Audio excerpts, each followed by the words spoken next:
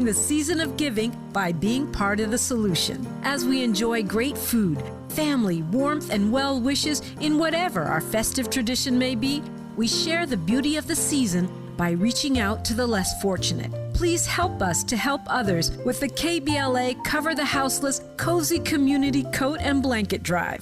All you have to do is drop off new or clean, gently used winter coats and blankets in the KBLA lobby during business hours, now through December 20th. All of the coats and blankets will be donated to unsheltered individuals and families experiencing houselessness. Simply bring your donation to 4434 Crenshaw Boulevard in Los Angeles, near Vernon Avenue, from 9 a.m. to 5 p.m. weekdays. That's 4434 Crenshaw in historic Leimert Park. During the holidays and every day, let's remember, we keep us safe. We keep us warm. We are the safety net, and together we can cover the unsheltered. Get caught up in the spirit of the season, the spirit of love. Make a difference with your friends at KBLA Talk 1580.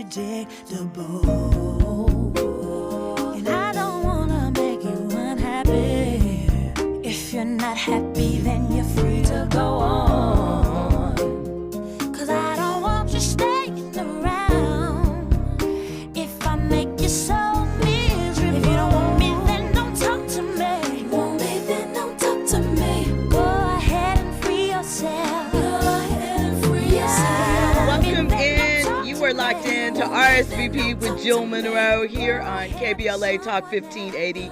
You know, we had to vibe to that Fantasia a little bit. Free yourself. I hope that you are free tonight, ready to kick back and enjoy this great conversation. This, of course, is the show where we hit all the trending topics across entertainment, sports, lifestyle, and culture. I am your host, Jill Munroe, and we're ready to get into some things tonight. Of course, if you aren't already following us across social media, hit us up, KBLA 1580. Hit me up at Stiletto Jill everywhere. And download the app while you're at it so you can take us with you on the go. Of course, if at any time tonight you want to weigh in on the topics, feel free to call us up, 800-920-1580. We always love getting your calls and hearing your opinions live on air. So let me give you a rundown of the topics that we are going to get into tonight. So, you know, Andy always hooks it up. So if you're hearing Fantasia, it's for a reason. Not just because that's a great song, but we're going to get into Fantasia's comments tonight. You know, she is going to be playing Celie in the musical version of The Color Purple that comes out next month in December with a star-studded cast. And in addition to talking about some of the things that she's overcome in her life, she spoke about not needing a stunt double or not wanting one, actually, in the scenes that were abusive. And the reason behind it is pretty interesting. So we're going to get into that. We're also going to talk about Exhibit. Remember Exhibit? Rapper, Pimp My Ride. Had one of the dopest videos, you know, when he was walking through South Central LA. What was that song called? What You See Is What You Get Now. No. I can't remember the title, but it was, What You See Is What You Get is the title? Okay. Fire. So, of course, we know he stole our hearts and Pimped My Ride, hooking up all those cars that didn't work afterwards, you know, those non-factory modifications and things of that nature. And he dabbled in acting as well. Well, on a recent podcast, Exhibit talks about how these new artists, they lack passion. You know, that's a favorite topic of ours, so we're going to get into that. Andy? I was just going to say, none of them cars belong to those individuals on that show. None of the cars belong to them either? From my understanding. Really? I thought that the cars, like, were theirs and they signed off that, they understood. That's interesting. I mean, it's possible. I mean, who's gonna drive a pimped out ride in Los Angeles like that without being worried about getting robbed? Right, getting jacked for their stuff. I mean, it was a cute show at the time. It worked. Initially, when it first started, sidebar, y'all, we do these. When it first started, I think they were just doing regular, dropping them, putting some fresh Daytons on them, paint, rims, a couple of TVs in the headrest, that type of thing. But then they started getting outlandish. And it was like, what is this? Nobody's going to drive. What are you doing? They had more than just the obligatory fantasy hot tub in the back. They had ridiculous things. But anyway, he talks about these new artists, that they lack passion and that they're not really in it for the love of music. So, of course, we're going to get into those comments. We're also going to talk about cancel culture. Chris Tucker has a new comedy tour coming up, and, he's been out of the comedy circuit for a while, and this is his first tour in several years. And so he says that he's not worried about being canceled because he knows exactly how far to go. So we're going to talk about, is there a line? Does the line move? And, things around that. We're also going to get into, Shonda Rhimes, Grey's Anatomy, How to Get Away with Murder, Bridgerton. She is currently in a bidding war, allegedly, for the rights to a biopic. And it's interesting who she's battling against for this biopic, Margot Robbie and Brad Pitt. So we're going to get into whose story they're battling for, and who do you think would be the right person as far as a production company and maybe even roles for this particular project. We're going to talk about Kansas City Chiefs QB Patrick Mahomes and why he doesn't wash his drawers. Seriously, it's a superstition. We're going to talk about it because, this might be a little controversial, but I feel like that is his white adjacent side showing up. Little bit. I don't know. I'm just kidding. You guys, don't storm us. It's just jokes. Okay. We're also going to talk about comments from Lou Will, six-man Lou Will, about the Clippers and the bubble championship. He has a reason why he said the Clippers did not win that title. We're going to get into all of those things, plus a little bit more. On the other side, we're going to have a couple of conversation starters for you. You are locked into RSVP with Jill Munroe here on KBLA Talk 1580. Infusing a sense of fun and entertainment in every episode. You're listening to RSVP with Jill Munroe on KBLA Talk 1580. More when we come forward. Environmental justice, pollution, and climate. In Los Angeles and across America, people of color are suffering and dying from disproportionate health impacts on a planet that has less than 10 years to prevent irreversible damage. Heat illnesses, respiratory illnesses, water-related illnesses, food system impacts, insect-related diseases, black maternal health, and mental health effects. As the impacts of climate change mount, millions of vulnerable people, our people, are going to bear the brunt of these extreme environmental events, which will likely lead to forced displacement, loss of cultural identity, and other related risks. These realities are as real as rain. Stay tuned to KBLA Talk 1580 for more details about the most progressive multimedia and live events campaign any black media outlet has ever undertaken to combat the climate catastrophe. Experts, events, empowerment. It's all on the way from unapologetically progressive KBLA Talk 1580. We don't black down. We level up. Level up, level up, level up, level up, level up, level up, level up, level up, level up, level up, level up, level up. Our daughter Jessie loves playing detective. A clue. But since we discovered she has sensitive skin, we've been playing detective too. We thought the problem was our puppy. But it was actually our old detergent. Aha. So we switched to Tide Free and Gentle. Tide cleans better than the leading competitive free detergent, and it doesn't leave behind irritating residues. Plus, Tide Free and Gentle has no dyes or perfumes, so it's gentle on her skin. Case closed. If it's got to be clean, it's got to be Tide Free and Gentle. If you love to travel, Capital One has a rewards credit card that's perfect for you. With Venture X, earn unlimited double miles on everything you buy and turn everyday purchases into extraordinary trips. Plus, receive premium travel benefits like access to over 1,300 airport lounges where you just check in and chill out. Open up a world of possibilities with Capital One. What's in your wallet? Terms apply. Lounge access is subject to change. See CapitalOne.com for details. Hey, Dad, how do airplanes fly? What's in this box? Is this tree good for climbing? How are babies made? What does this thing do? Kids are curious about everything, including guns. Talking to them about gun safety in your home is a good first step, but you can do more. Always keep your guns locked, unloaded, and stored separately from ammunition. Safe gun storage saves lives. Learn how to make your home safer at endfamilyfire.org. That's endfamilyfire.org. Brought to you by End Family Fire, Brady, and the Ad Council.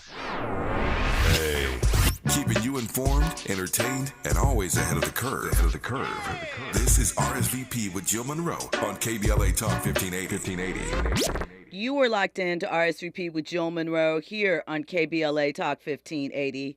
So like I said, we have a couple of conversation starters, things that I want to talk about, but we don't quite have time to get into everything. But we're going to talk about it a little bit because I need to make sure you guys are in the know. So first up, I don't know if you've heard, but Andre 3000 is dropping a new album on Friday. And I'm going to be honest with you, the song titles, they sound like haiku poems. The album title is New Blue Sun.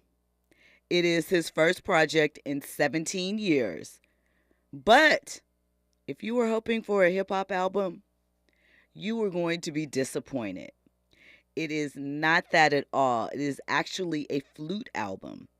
And it's something he's very passionate about. He has been learning and practicing the flute for several years, traveling around the world with it. Occasionally, we've seen video pop up where he's been playing his flute, getting his musical expedition on, so to speak, and venturing off into new territory. He certainly has a lot to discuss. 17 years is a long time. So, there are lots of topics he could cover. He actually did an interview with NPR, and he was asked if he would ever release a hip-hop track again. And he said that's not really where his head is at right now. He said, I would love to be out here with everybody rapping because it's almost like fun and being on the playground. I would love to be out here playing with everybody, but it's just not happening for me.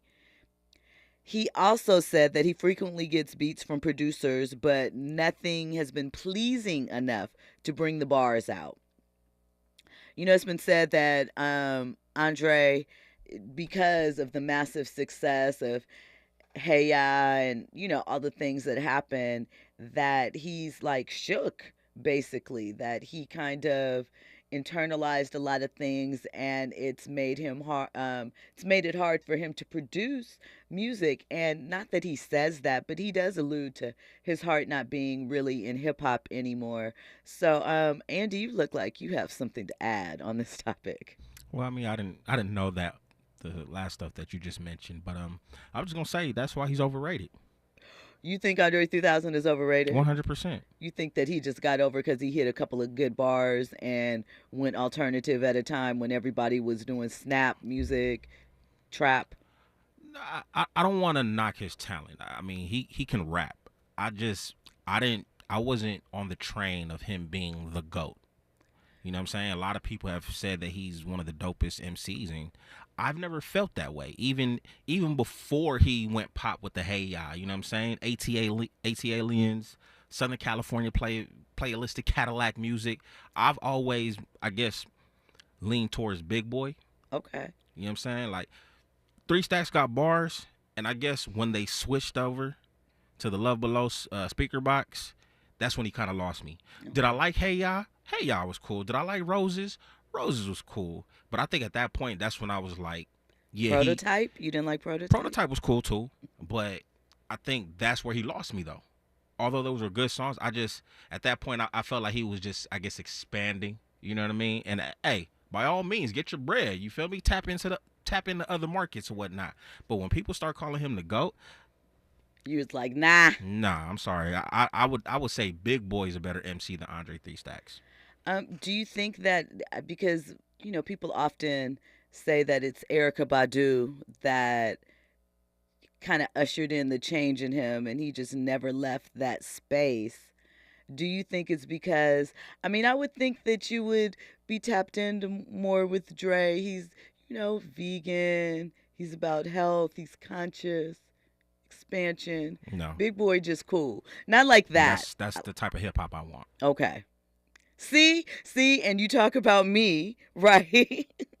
Nah, I could rock with some conscious stuff. I could rock with Kendrick. Just, I don't know where was it where Andre 3000 became, the GOAT. I could understand folks from ATL and down south saying that, but I think so. I don't feel like, maybe they do. I don't feel like a lot of people say. I feel like they rank him high, like one of the South's highest. They'll put him up there with the Bun B's and the whoever you consider your top 5 is that came from the South.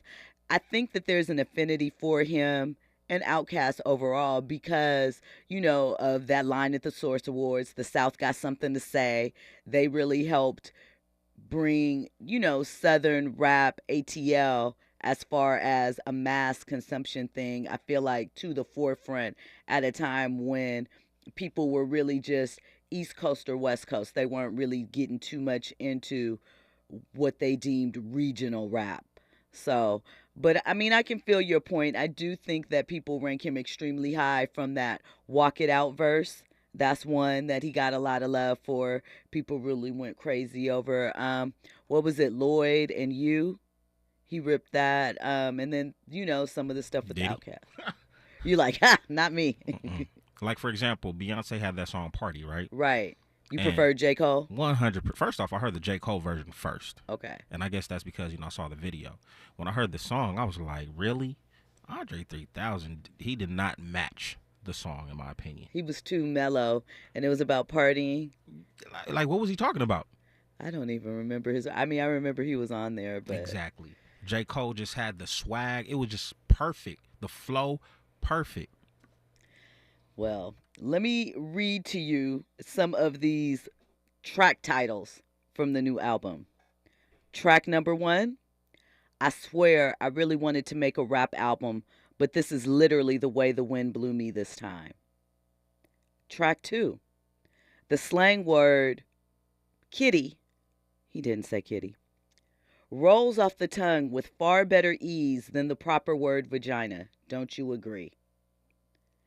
Track 3, that night in Hawaii when I turned into a panther and started making these low register purring tones that I couldn't control. Shoot, that was wild. These are the titles accordingly. Now, I don't know if this is really what we're going to see on Friday, but this is allegedly the titles of the tracks on this new Andre 3000 album. For bipolar disorders, daughter wears a 3000 button down embroidered. What? Track 5, 93 till infinity and Beyonce. I'm rocking with that one. That's cute. I like it. Track 6, Gandhi, Dalai Lama, Your Lord and Savior Jesus Christ / Bundy, Jeffrey Dahmer, and John Wayne Gacy. What do Gandhi, the Dalai Lama, Jesus, and serial killers Ted Bundy, Jeffrey Dahmer, and John Wayne Gacy have in common for a song? I guess we're going to see on Friday. Ants to you, gods to who? Dreams once buried beneath the dungeon floor slowly sprout into underlying gardens. I'm telling you, this feels like a troll. It sounds like haiku and poetry. And remember, it's flute. So not even certain that there's going to be any vocals on this.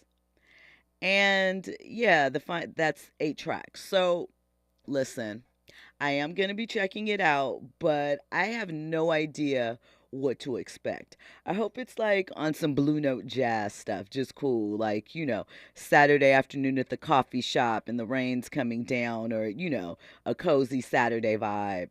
I don't know. I have no idea what to expect. I don't even know what mindset he's going to be in at this point in time. Andy? Yeah, who is he trying to market it to? I really don't know. And those titles are like, what? What? I just, and again, I don't know what space he's in, right? But sometimes it feels like, and this isn't about him in particular, just overall, that when artists are trying to find themselves or a new sound or they want evolution, that they just step out sometimes into anything just to try and get something going. Just outlandish. Like, what are the bipolar disorders? Like, you understand. Yeah, it's a play on bipolar, but it literally says bipolar disorder's daughter wears a 3,000 button down embroidered. What? What? But okay, Andre, we're going to see. We're going to give you an opportunity, and hopefully, I'm sure it'll do well. I'm sure there are people that will appreciate it. Okay, so listen, last night I mentioned Nia Hill. She is married to comedian Bill Burr. She's a producer. Well, there's a journalist who is basically an activist, a far right kind of extremist, says some pretty controversial stuff. And she tweeted out on Twitter a picture of Bill Burr and his wife. Remember, I told you she gave Trump the double finger salute at the UFC fight in New York over the weekend. So I guess Laura was reacting to this. So she tweeted out a photo of Bill and his wife. Remember, his wife is black. And she said, "Why is Bill Burr married to this? Isn't he a millionaire?" Laughing out loud. If you're a millionaire, prioritize your health and get a personal trainer. There is no excuse for rich people to be severely obese and unhealthy. If you have money, prioritize your health. And I just want to know, why are you picking on the black lady? Why are you trying to come at their looks? I want you guys, if you get an opportunity, to just Google Laura Loomer. Please Google her.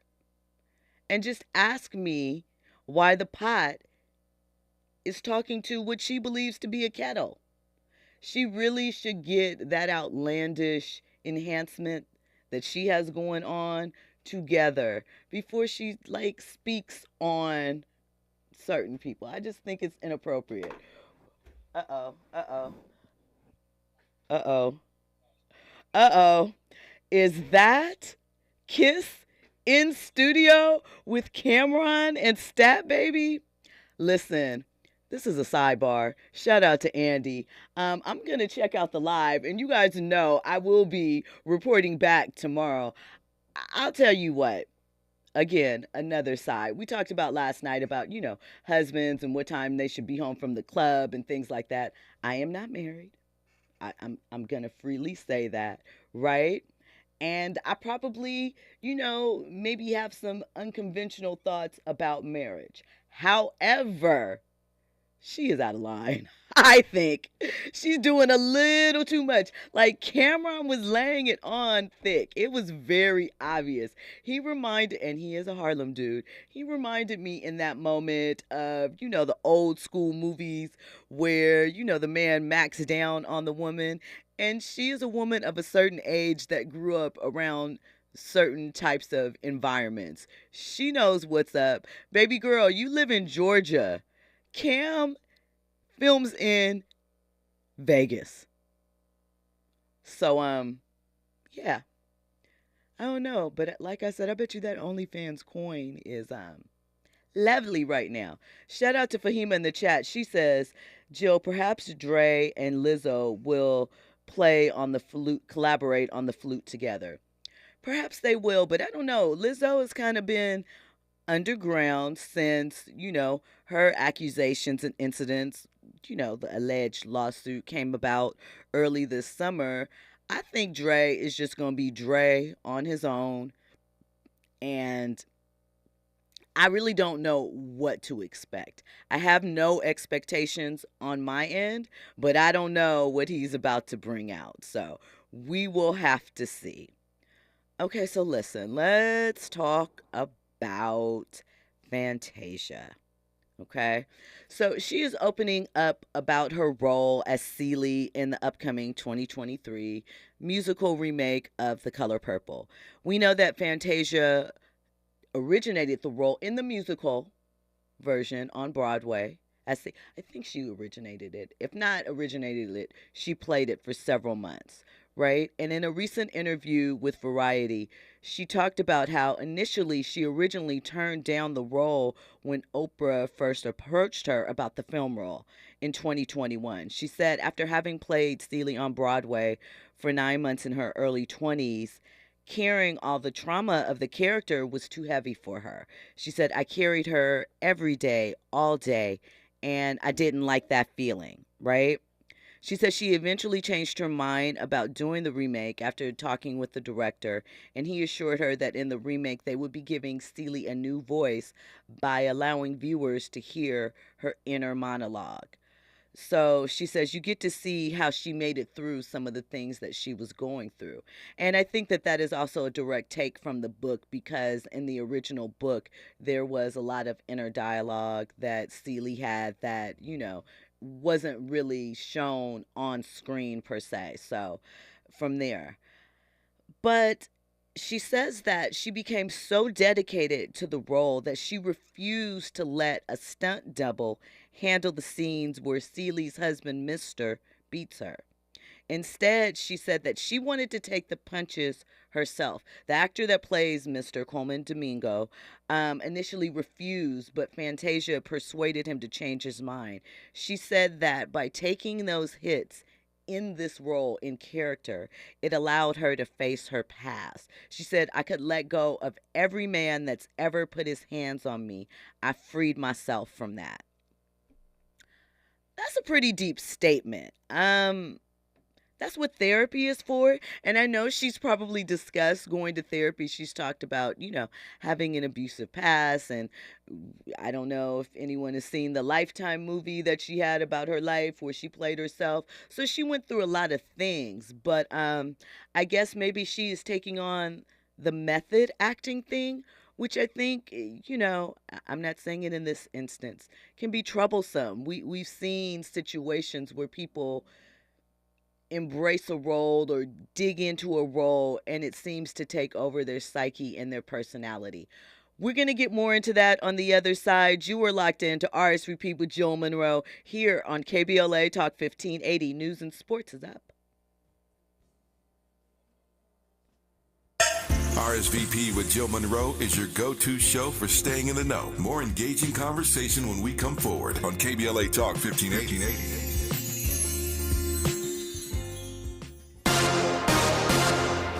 I'm Amber Payton. Here's the latest on the Black Information Network. Jury selection is now underway for the suspect accused of a deadly mass shooting in Norfolk, Virginia. Deontay Palmer allegedly shot 5 women and young terrorists back in 2021, killing 3 of them. Palmer, who was black, is facing numerous charges, including second-degree murder. Prosecutors say Palmer first shot his girlfriend in the shoulder, then opened fire on the 4 women who came to help her, including her mom, who was among those killed. The D.C. government wants to give students at local HBCUs a path into the public service sector. The city will offer an apprenticeship program to graduates of Howard University and the University of the District of Columbia. 25 students will be picked from each university for a paid 1-year apprenticeship with the local government agency. The students will be eligible for full-time employment with the city after completing the program. Applications for the apprenticeships will be accepted in February. That's the latest. I'm Amber Payton on your home for 24/7 News, the Black Information Network. Need an accident attorney by your side? All you got to do is call the Accident Guys. Injured in a car accident or at work? The Accident Guys can come to you almost anywhere, so you don't have to come to us. Se habla español. KBLA Talk 1580 invites you to join us in celebrating the season of giving by being part of the solution. As we enjoy great food, family, warmth, and well wishes in whatever our festive tradition may be, we share the beauty of the season by reaching out to the less fortunate. Please help us to help others with the KBLA Cover the Houseless Cozy Community Coat and Blanket Drive. All you have to do is drop off new or clean, gently used winter coats and blankets in the KBLA lobby during business hours, now through December 20th. All of the coats and blankets will be donated to unsheltered individuals and families experiencing houselessness. Simply bring your donation to 4434 Crenshaw Boulevard in Los Angeles, near Vernon Avenue, from 9 a.m. to 5 p.m. weekdays. That's 4434 Crenshaw in historic Leimert Park. During the holidays and every day, let's remember, we keep us safe. We keep us warm. We are the safety net, and together we can cover the unsheltered. Get caught up in the spirit of the season, the spirit of love. Make a difference with your friends at KBLA Talk 1580. KBLA Talk 1580. We've got a lot to talk about. KBLA reminds you that when we fight, we win, and we don't black down. LA Community Action Network, or LA CAN, was formed in 1999 when 25 residents of downtown LA came together and acknowledged the problems that existed in their community and made a commitment to do something about those problems, to stand together, organize, and become a force in the community that demands change. Civil rights and preventing the criminalization of poverty are their core projects. In addition, they take on women's rights, the human right to housing, and healthy food access. LA CAN also has projects focused on economic development, civic participation, voter engagement, and community media. While downtown LA remains their home base, with a particular emphasis on the Skid Row community, in 2007, they expanded their housing and healthy food access work into South Central Los Angeles. LA CAN believes that power for low-income people and people of color is achieved through a large, active, and well-informed member base that utilizes a multitude of methods to advance their messages and goals. If you'd like to join the Los Angeles Community Action Network and organize people to fight back against oppression, please visit cangress.org. That's cangress.org. This is a community call to action from KBLA Talk 1580. JP Morgan Chase is building on the investments in California and around the country to help close the racial wealth gap and build a more equitable future. As part of JP Morgan Chase commitment, they are taking action to help improve financial wealth and access to banking in the Black community, helping more people open low-cost checking and savings accounts, hosting community seminars with supporting Black-led institutions by building awareness about financial investments, hiring community managers, and opening community center branches like Crenshaw, Inglewood, and downtown LA. Visit today, jpmorganchase.com/racial equity. Again, jpmorganchase.com/racial equity. Get the tools to help reach your financial goals. Visit today, jpmorganchase.com/racial equity. Again, jpmorganchase.com/racial equity. KBLA Talk 1580. We've got a lot to talk about. KBLA Talk 1580 reminding you that we keep us safe. Pro Football Hall of Famer and urban peace pioneer Jim Brown believed in just that. So he founded the Amera I Can Foundation for Social Change in 1988, focusing on at-risk and high-risk youth in underserved schools and juvenile detention facilities, as well as adult incarceration and reentry initiatives. The core of the Amera I Can program is its 15-chapter life skills curriculum. Mastery of these skills allows individuals to meet their academic potential, conform their behavior to acceptable societal standards, and improve the quality of their lives by equipping them with what they need to confidently and successfully contribute to society. Today, the foundation is led by its president, Monique Brown, who has been actively involved in the organization for more than 25 years. The Amera I Can Foundation continues its work in memory of its founder, actor, philanthropist, and NFL legend Jim Brown. To get involved or make a donation, please visit AmeriICanCommunity.partners. That's AmeriICanCommunity.partners. This is a community call to action from KBLA Talk 1580. Curating the most compelling stories and delivering them straight to your ears. You're listening to RSVP with Jill Munroe on KBLA Talk 1580.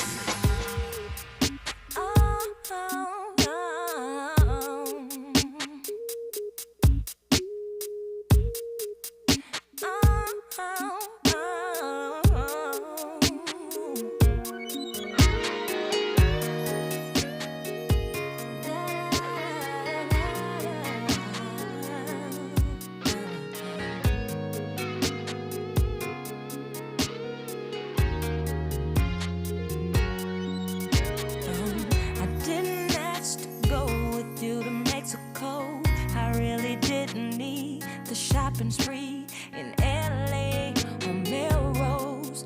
Boy, if you didn't know it, well now you know. I didn't need the furs or the jewelry, because material things that don't mean much to me. And ever since you've been gone, I've been holding us down on my own. And no, I never ever lied. So you stop asking me why I never left you, and why We're I vibing kept right you now. real, A and little why bit. I'm still with That's you. love. Welcome back in to RSVP with Jill Munroe here on KBLA Talk 1580. You know, all that love and heartbreak stuff, bringing us back in. So we were discussing Fantasia and how she said the role of Celie and not using a stunt performer in the scenes where Mr. physically assaults her was therapeutic for her, because she felt as though she was getting a chance to work through the men in her real life that put their hands on her. Fahima in the chat says, drama therapy can provide the participants opportunities to tell their stories, set goals, and solve problems, express feelings, or achieve I'm going to jack this up right now. Okay, we get what you mean. Peace. Catharsis. Yeah, peace, right? I don't know why I'm having problems with that word tonight, but we get it. And Andy hooked me up. But don't try this at work. But I think the key part is don't try this at work. So when you're utilizing your work, when you're acting, you know, there's some people that can get in a scene and bam, they turn it on, you know, whether it's tears, whether it's fear, whether it's evil, whatever it is. And when the camera stops rolling, they can let that go. But there's some people, some of them use method acting. Like Marlon Brando was very famous for someone who utilized method acting to an annoying degree to some of his co-stars. Also, is it Jeremy Lamb? He won an Emmy a couple years ago for Succession. And a couple other shows. He was in, oh God, what was the Aaron Sorkin drama about, it's centered on a case with Bobby Hurley.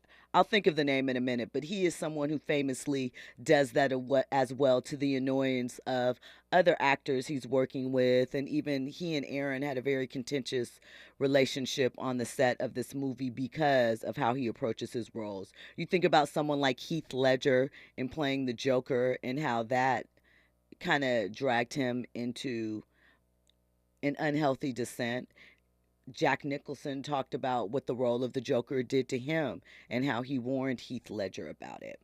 And sort of on this same token, on this same topic, Michael B. Jordan recently spoke out about the role of Killmonger and how he had to go to therapy after playing Killmonger because he got so deep into the role and setting himself up for it. He had to find a way to adjust himself and pull himself out. So let's hear his thoughts. You did Black Panther as well. You had to, did you say you had to go to therapy to kind of pull yourself out of that? I know it can't just be 3, 2, 1 action and you just, and fall right out. There's no blueprint to it. You know, I think for me, I take every job as a learning experience, you know, and I try to learn something from each one. I try to grow and I try to grow. And I never knew that I had to come out of a character. That was the first time I was actually like not feeling like myself. And I was like, man, I'm like depressed. I'm super like emotional. I'm like non-emotional rather, you know, and for where I kind of had to go for like Eric Killmonger, like that was a guy that I really kind of cut off a lot of emotions and love, you know, from a lot of people. I was isolated for a long time before I actually started filming. And then coming out of it, I had to kind of I had to get used to being around family members and friends and being normal and talking about regular stuff. It was a whole different thing, and therapy definitely helped me. So when I say things like, yeah, it can be helpful to work these problems out, perhaps through a character or a role on screen, I also think that you have to take precautions when doing that, because we've seen people get lost in their characters. We've seen people develop bad habits just because of some of the situations the characters get into. You look at Austin Butler. He played Elvis in the Elvis movie recently. He couldn't shake that accent for months. I mean, maybe it was fake, but you get the idea. People can draw themselves up into certain situations, and the role of an actor is to project out, and to create whole new things. So it's just a little concerning to me, when she says that. One, because I thought she had worked her way through those things some time ago. But then I understand how taking on that role and being in that sort of position can bring those things up. But I just hope that she is also adding therapy to this mix to some degree. Andy? Yeah, same thing with Damson Idris.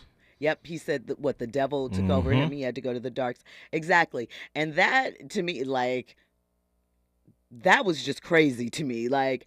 I wouldn't articulate those words because I am very, how should we say it, cautious about the energy that I bring into my midst and the energy that I create around me.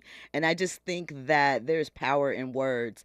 And no, there's not intention with every word you speak, but I just feel like certain phrases, certain situations I would not speak on as far as myself. That's just me. I might be doing too much, but I think too, when, the actors that you appreciate, there's some actors you see in roles and you're like, they're really just playing themselves with a different character name or whatever. But the actors that really get into these things, especially when they are dark characters, you just have to, hope that they are maintaining their mental health. We talk a great deal about mental health, so, that's included. So I hope Fantasia is, again, taking care of herself. I hear that the movie is amazing.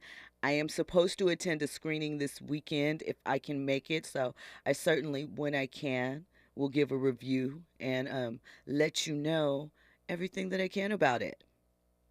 Also, in switching topics, but still, in the same vein, in the same area of mental health and stuff, really quickly. What's up with your guy, Draymond Green? Tonight was tournament night in the NBA, the in-season tournament. That's on Tuesdays and Fridays.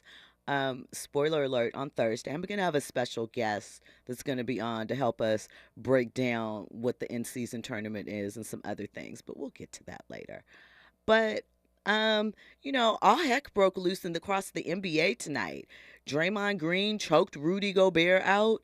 And here's the thing. I suppose Draymond is the type of guy you want on your side if you're going to war. But sometimes I'm like, bruh, you got to chill. Steph wasn't in the game tonight. How are you going to get booted too? Was the play that serious? I don't know. I didn't see the whole thing. I just saw highlights of Rudy Gobert's neck and Draymond's forearm. And then when Cat Townsend came to kind of try to get in the fray, you could tell he wanted really no parts of that. Because after all, it was just a couple of years ago where he was on the ground being choked by somebody. What's up with the Timberwolves front line getting choked out? What's going on with that? Are you people trying to imply something? But, I just think Cat was off to the side. He's like, not my mess. I'm not getting involved in that. I think Draymond needs to, slow it down just a little bit. Just a little bit. I know that is part of his persona and his thing. He's the dirt guy, the blue-collar guy, the guy that's going to get in there and work you and make you work for all of that. But I still feel like sometimes he does too much. So listen, when we come forward, we are also going to get into a couple of Clippers stories. One, we're going to get into how one broadcaster over the weekend absolutely obliterated James Harden, his thoughts on James Harden's work ethic. And, there's been lots of buzz about the trade not working. And we're also going to talk about one former Clipper who has basically said that, when it came to the bubble, they were just ready to go home, and that's why they didn't win a title. And I'm calling BS on that one. But we'll get into that on the other side. You're locked into RSVP with Jill Munroe here on KBLA Talk 1580. trending topics, and the hottest happenings. You're listening to RSVP with Jill Munroe on KBLA Talk 1580.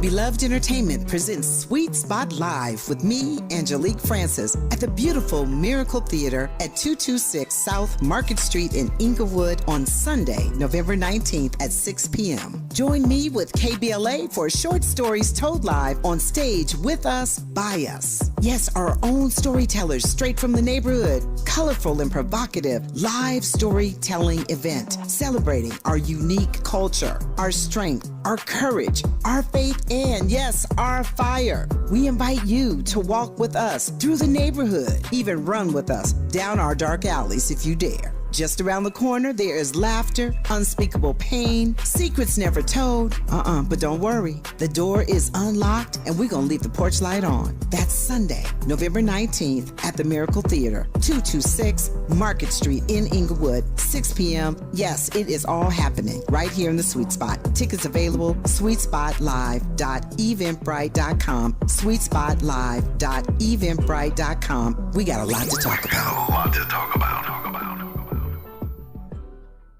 Ask any former youth in foster care what they missed most while growing up, and they will most likely answer, someone to show me unconditional love. Now, isn't that something we all wished we could experience? Here in Los Angeles, up to 40% of homeless youth on our streets identify as LGBTQ+. The most prevalent reason for homelessness among this population is the rejection they've experienced from their own families. The LA County Department of Children and Family Services and Raise a Child are searching for safe, nurturing, and affirming foster parents within our community willing to stand up and serve all children and youth in foster care, especially LGBTQ youth. Learn the many benefits to becoming a foster parent. Attend a free Raise a Child virtual or in-person informational event to learn more. RSVP now at raiseachild.org. That's raiseachild.org. And thank you. The City of Los Angeles Civil Rights Department and its LA Repair Participatory Budgeting Program invite nonprofit organizations to submit proposals to turn community ideas into reality. More than $5.4 million is available to make a difference in the Arleta, Pacoima, Westlake, Skid Row, South LA, Leimert Park, and Harbor areas. Don't wait. Proposals are due on November 29th at noon. To apply, visit repair.lacity.gov. LA Repair gives people real power over real money. Visit repair.lacity.gov. Mom's early Alzheimer's diagnosis was hard to take. And when I left the oven on, we decided together that it was time to see a doctor and make a plan. Early detection gave us more time to seek out information and support as a family. If you or your family are noticing changes, it could be Alzheimer's. Talk about seeing a doctor together. For more information, visit alz.org/time to talk. A message from the Alzheimer's Association and the Ad Council. Now back to more captivating conversation on RSVP with Jill Munroe. You are locked into RSVP with Jill Munroe here on KBLA Talk 1580. Welcome back in. Now listen, the Clippers have been clipping. As of late, we know that James Harden was recently traded to them. They have had, I believe, 5 losses in a row since he's arrived. 6. So by all accounts, thus far, hasn't been too successful. Well, a couple of days ago, I believe it was over the weekend, they played in Dallas, lost. And one of the Dallas broadcasters delivered an epic epilogue about the beard. Now, you can't find this audio anymore on the Bally's Network website because some felt that it was a little personal, too far. But I actually think it was really spot on about James's career, especially the past couple of years, you know? So someone said it to the beat of Ether, and I think it fits. Check it out. Ask the producer to pipe this into the Clippers locker room so I can talk to you, James. I hope you're taking notes. I'm telling you in advance, you're welcome for the wisdom I'm about to spew. Because, listen, I get on my knees every night and pray for someone to believe in me like Daryl Morey believed in you. You wanted a certain coach, they brought in Mike D'Antoni. You want to play a certain style, they played it. You wanted Dwight Howard, they brought him in and got rid of him when you were tired of him. You wanted Chris Paul, they brought him in and got rid of him when you were tired of him. They brought in your old friend Russell Westbrook. You want to go to Vegas on off days? They looked away. You wanted the team to stay over so you could go out at night? They changed the schedule, and it didn't work. And you know what? You said, I'm going to break up with my whoopee. Not good enough. I see the bright lights in New York. I want to go there. My old pal, Kevin Durant. It's going to work. The big three. And all after 1 year, you wanted out. You realized, oh my gosh, I took this guy for granted, the guy that believed in me. I went back with Daryl Morey.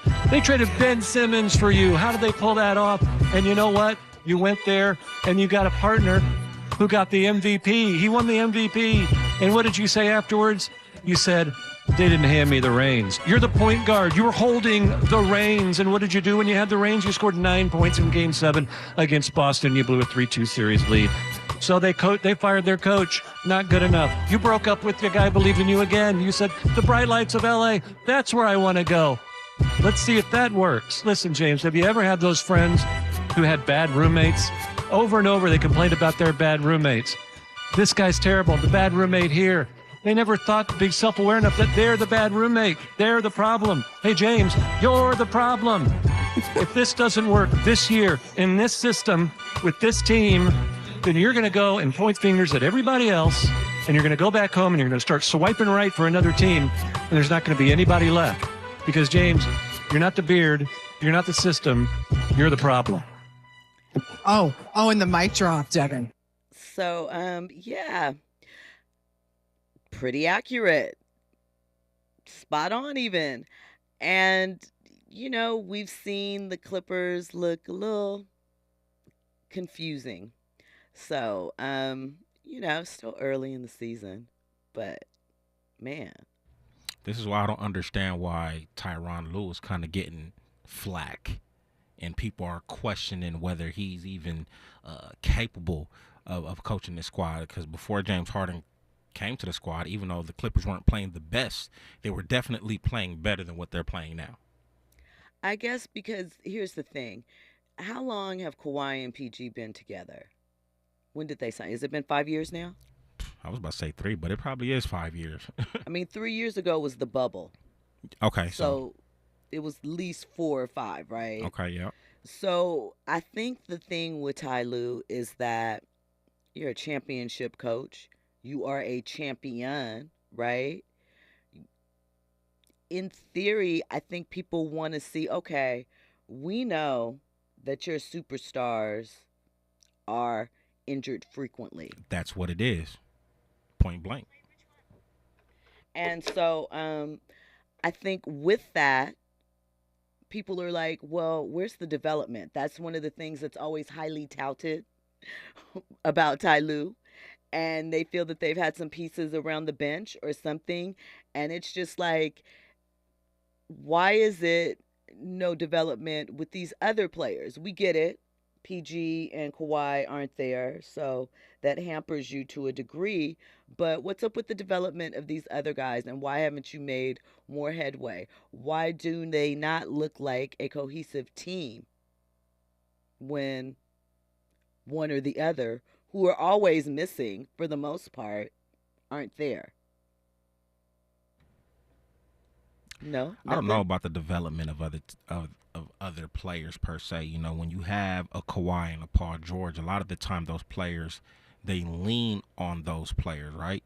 And they're pretty much successful all the way until they get to the playoffs, and then you get an injury from Kawhi Leonard that just brings everything down. Take it back to the bubble. I know we got a clip to play, you know what I mean? But take it to the bubble, I think you can understand what that is.